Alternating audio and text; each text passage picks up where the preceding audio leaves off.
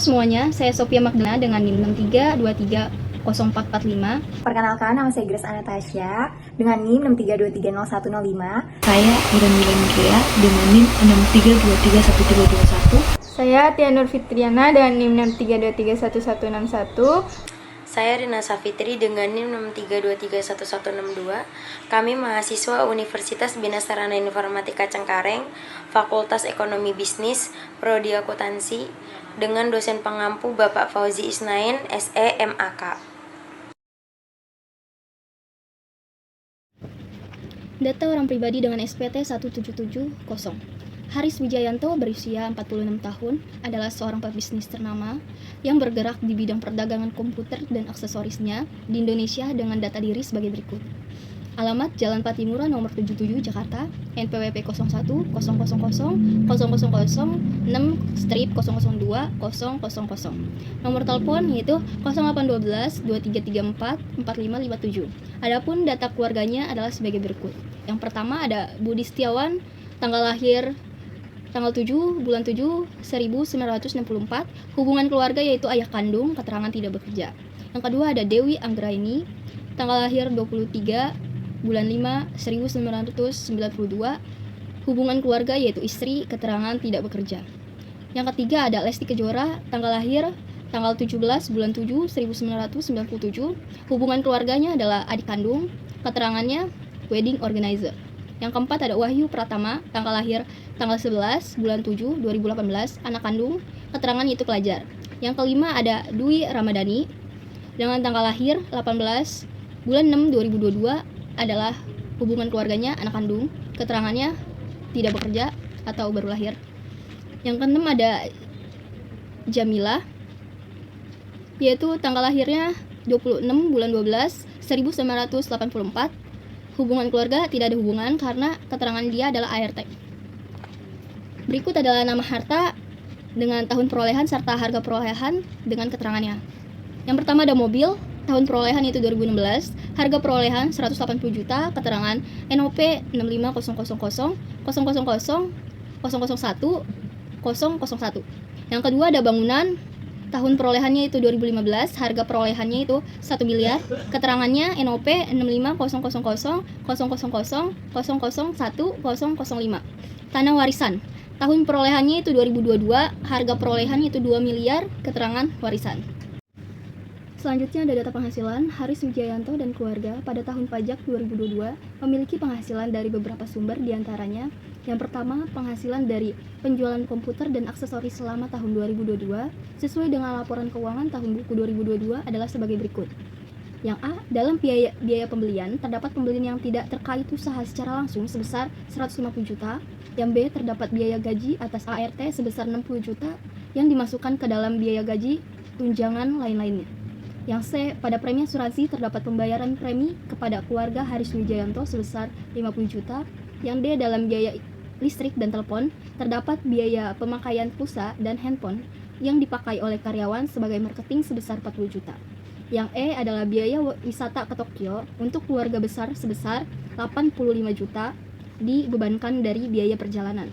Yang F, untuk biaya bunga terdapat pembebanan biaya sanksi administrasi dari DCP atas penerbitan STP sebesar 6 juta. Yang G, dalam biaya sewa terdapat biaya sewa perlengkapan panggung untuk kegiatan wedding organizer yang dikelola oleh adiknya sebesar 50 juta. Yang H, pada biaya penyusutan kendaraan terdapat biaya penyusutan kendaraan pribadi sebesar 20 juta. Yang I, perusahaan menanggung PPh atas karyawan sebesar 120 juta yang dibebankan pada biaya pajak dan retribusi daerah. Yang J, dalam biaya pengeluaran lainnya terdapat biaya yang tidak terdapat bukti-buktinya sebesar 10 juta dan pemberian sumbangan sebesar 15 juta. Yang kedua, mendapatkan warisan berupa tanah senilai 500 juta. Yang ketiga, Wahyu Pratama, sang anak pertama, mendapatkan hadiah sesuai memenangkan perlombaan video challenge oleh Pertamina dan berhak mendapatkan hadiah sebesar 10 juta menggunakan NPWP atas nama orang tua. Atas hadiah ini dipotong PPh pasal 21 sebesar 500.000. Selanjutnya ada keterangan tambahan. Yang pertama, angsuran PPh pasal 25 setiap bulan sebesar 30 juta. Yang kedua, dalam menghitung pajaknya, Haris Wijayanto melakukan pembukuan.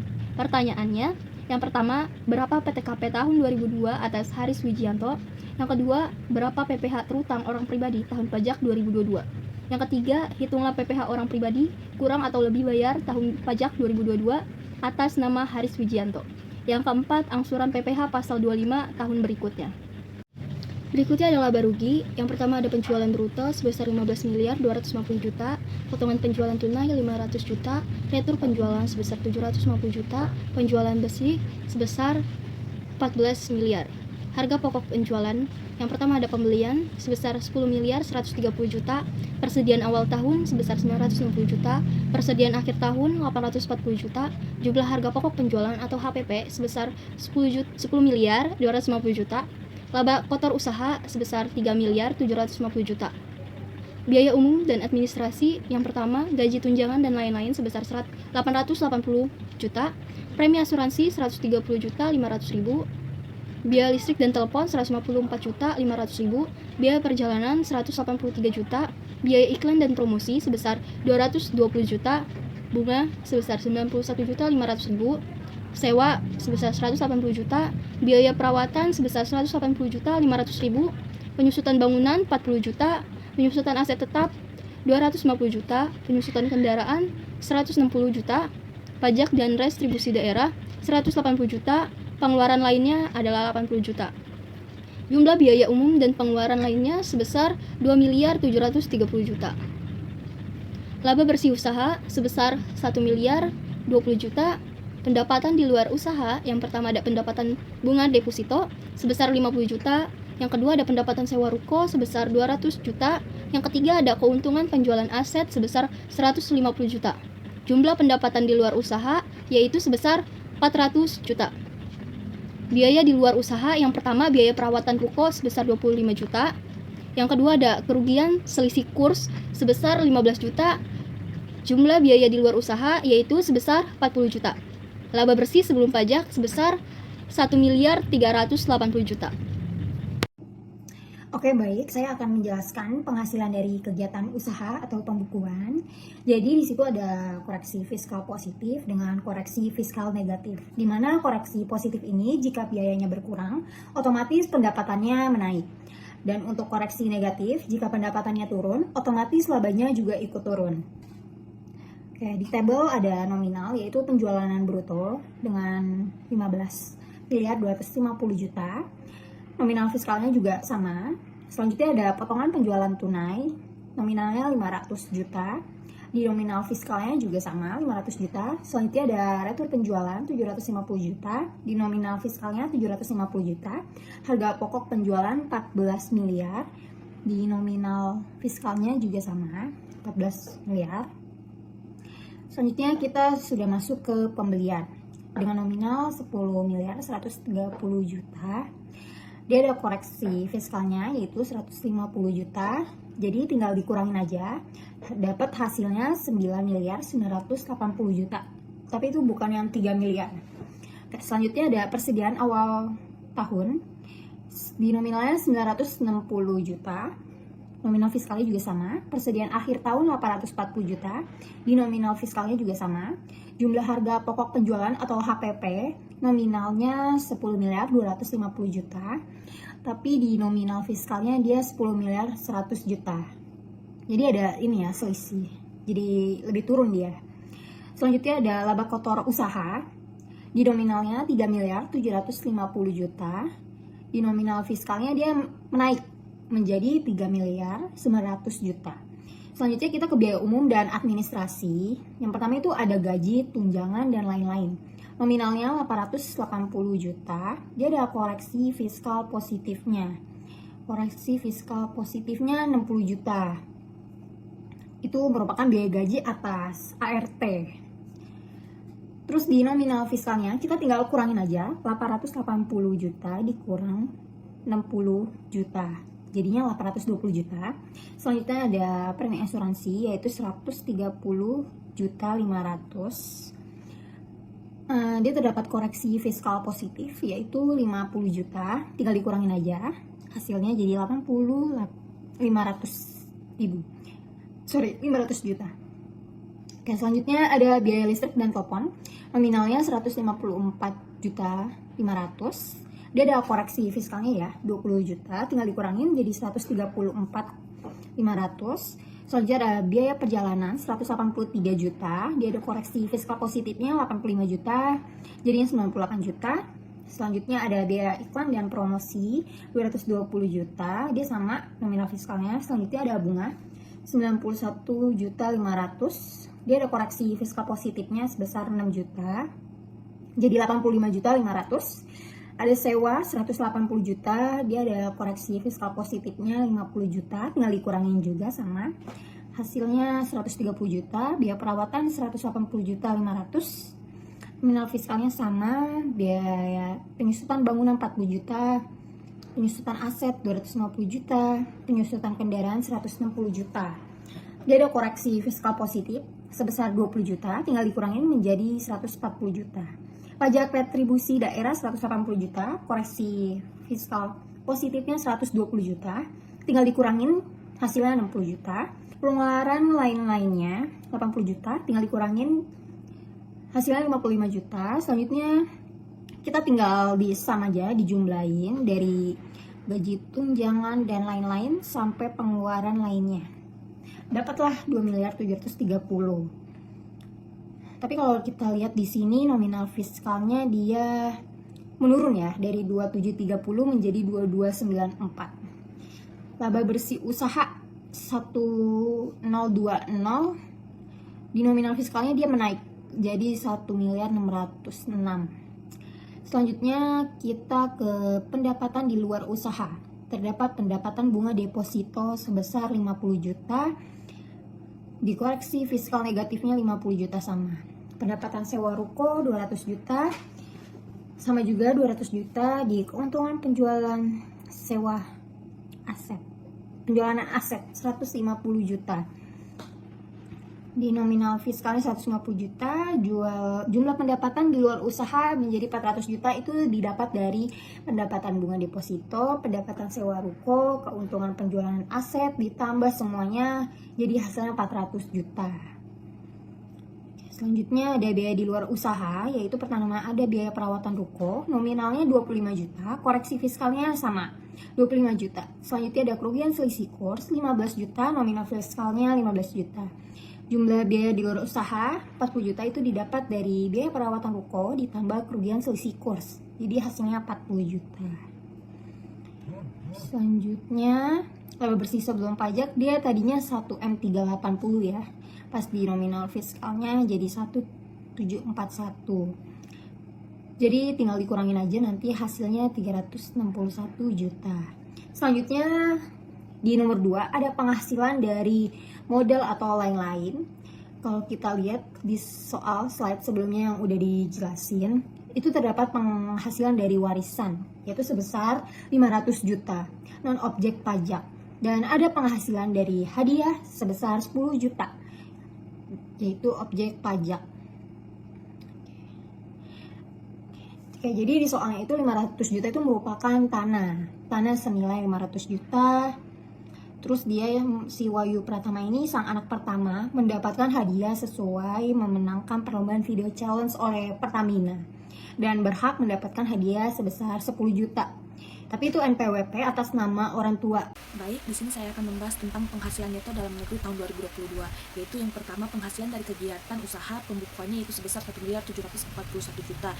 Nomor 2, penghasilan dari modal lain-lain yaitu sebesar 110 juta. Jadi jumlah penghasilan netonya yaitu sebesar 1.851 juta.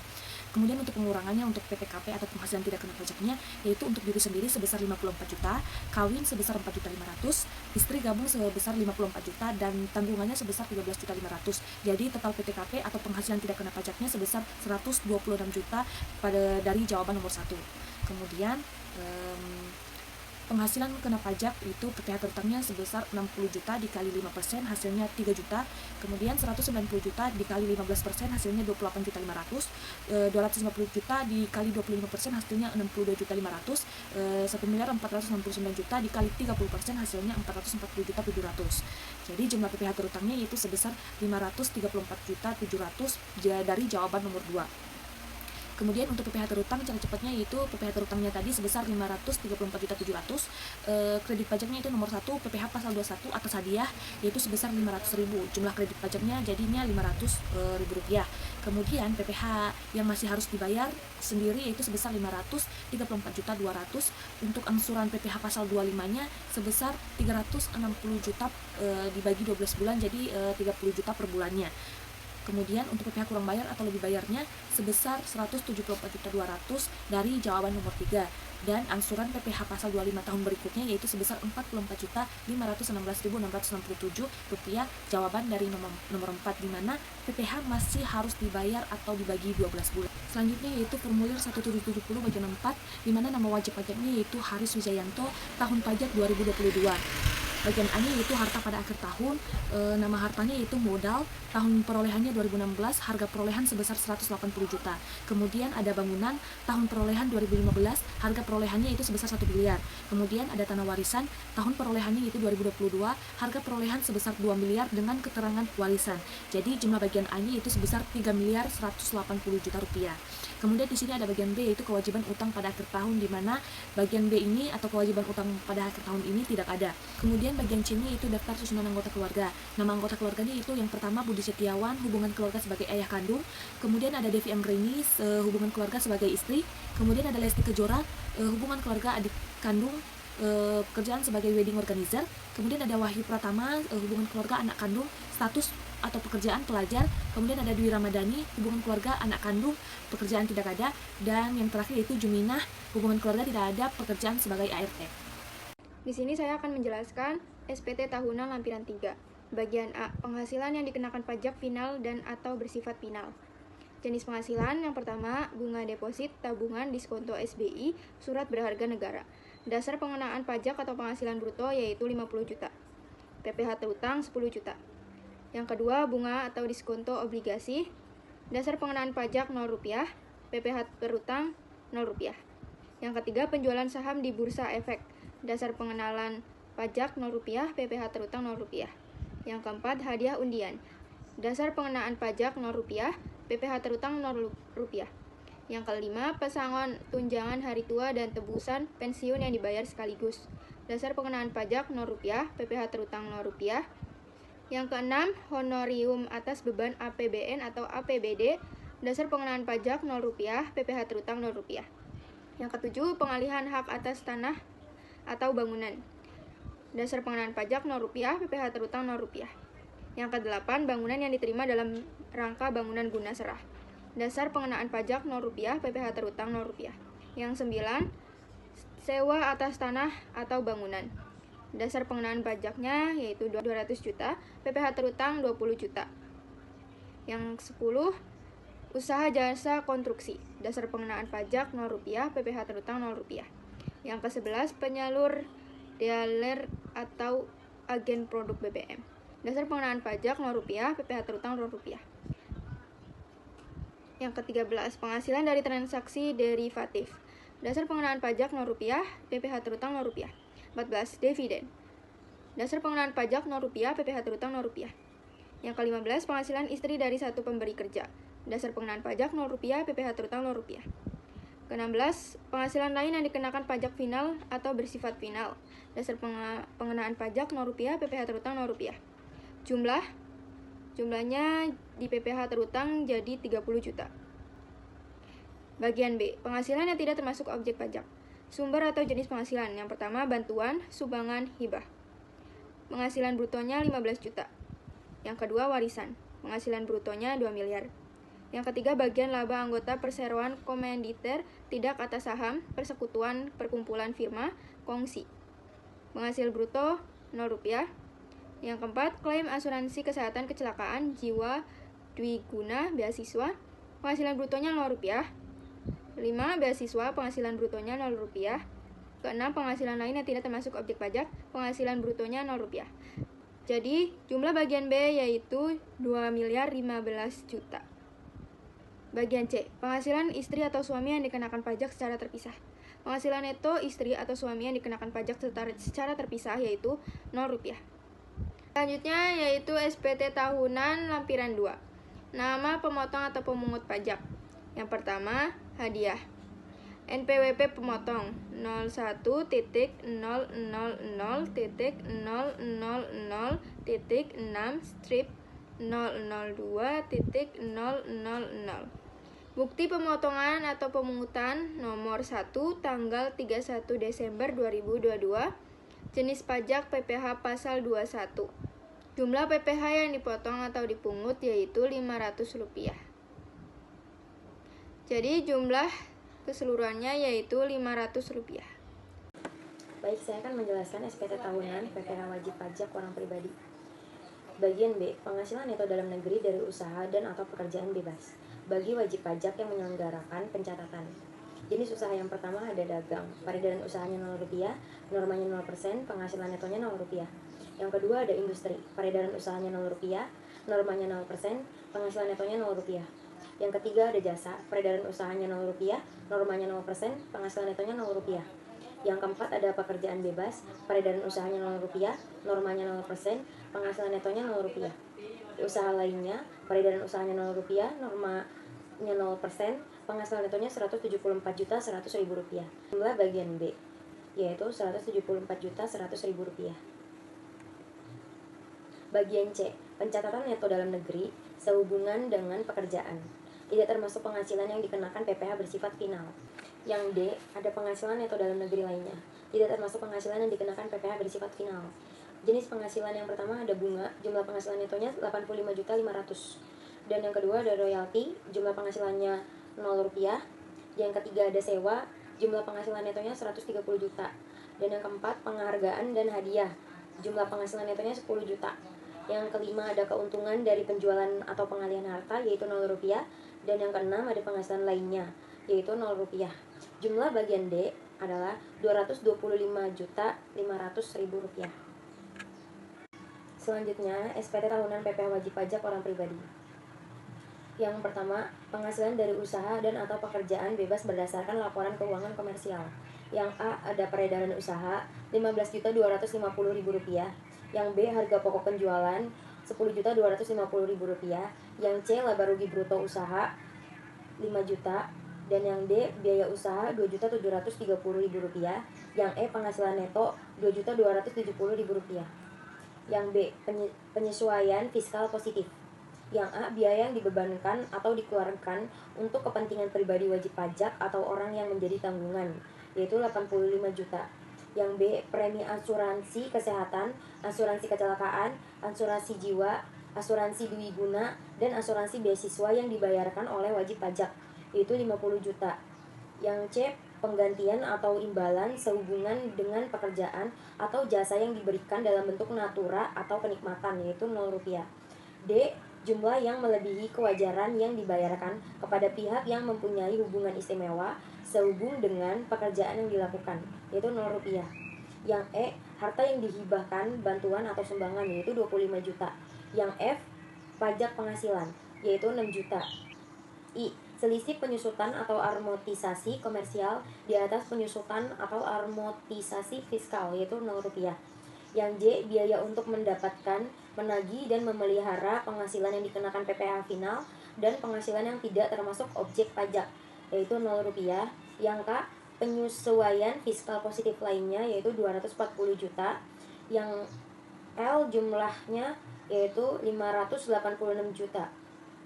Yang ketiga ada penyesuaian final negatif. Yang A penghasilan yang dikenakan PPh final dan penghasilan yang tidak termasuk objek pajak tetapi termasuk dalam peredaran usaha yaitu 250 juta. Yang B selisih penyusutan atau amortisasi komersial di bawah penyusutan amortisasi fiskal yaitu Rp0. Yang C penyesuaian fiskal negatif lainnya yaitu 25 juta. Yang D jumlahnya 275 juta.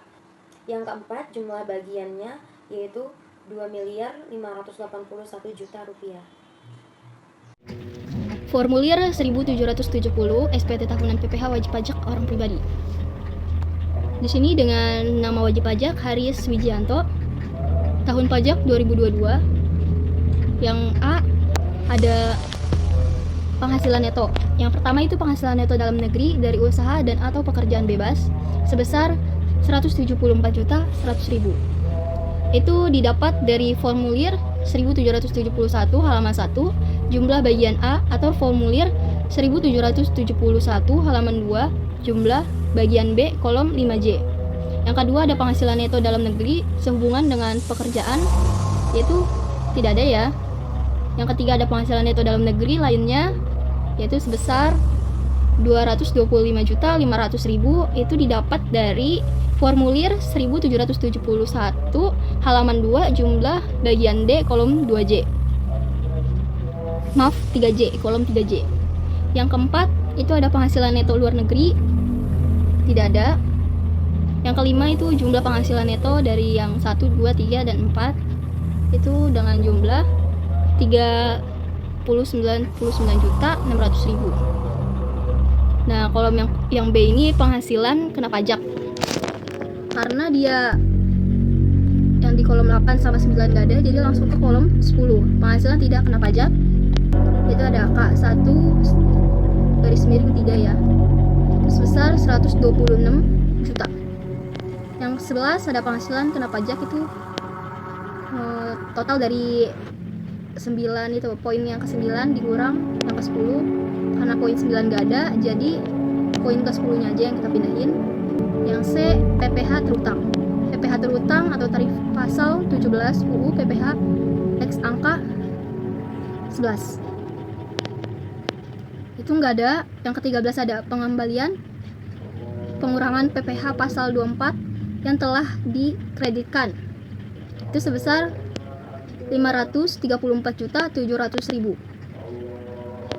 Jumlah yang terutang karena yang di poin ke-12 gak ada, jadi yang poin ke-13 aja yang kita turunin, jadi 534.700.000. Yang D ada kredit pajak.